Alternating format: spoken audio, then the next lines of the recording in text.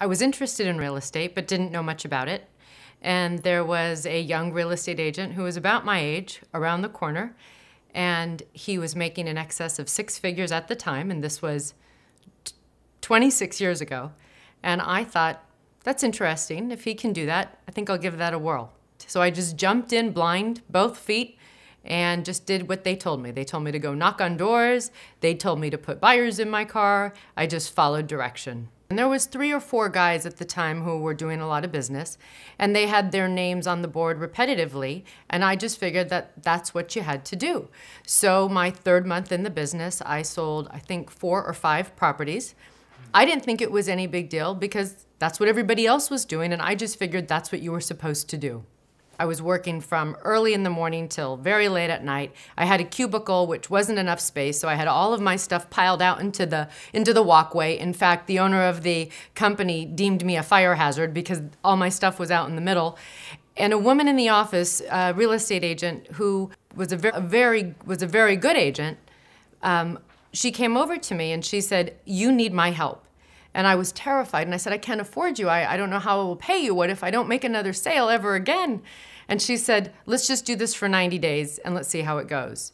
So I hired her on, and in 90 days, we were so busy we had to hire another person, and then I had to hire another person, and it grew from there. There was a woman, this was in a very affluent area, and she calls me over to the house, and we're sitting there, and she's not giving me the full story, and I can tell she's not giving me the full story.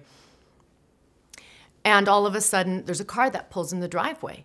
And it turns out that her husband had day traded, this was in the big day trading days, day traded all their money, basically gambled away their money on stocks online. And she was divorcing him. He didn't know it, and she was going to sell the house. It was only in her name, and do it kind of on the side. Of course, I didn't know all this at the time. So I'm sitting at her kitchen table. A car pulls up. It's in the middle of the day. It was her husband. She wasn't expecting him home.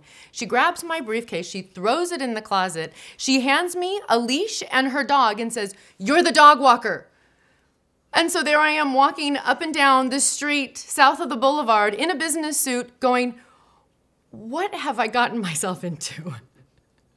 I did list it and sell it. Even after 25 years of doing this, you can never take anything for granted.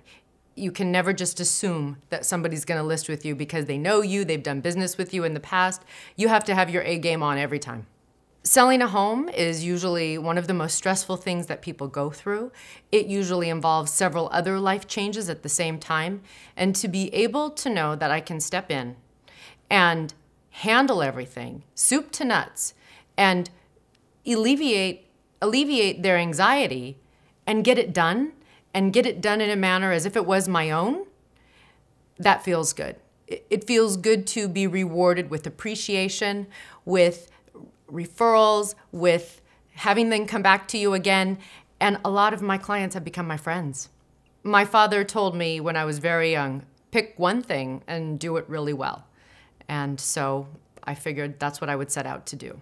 I'm very glad that I got into real estate because there's nowhere else that I know of that I could accomplish what I've been able to accomplish and have the sky be the limit as far as if I'm willing to put in my time and dedication and persistence. There's no other career that can offer what real estate has offered to me.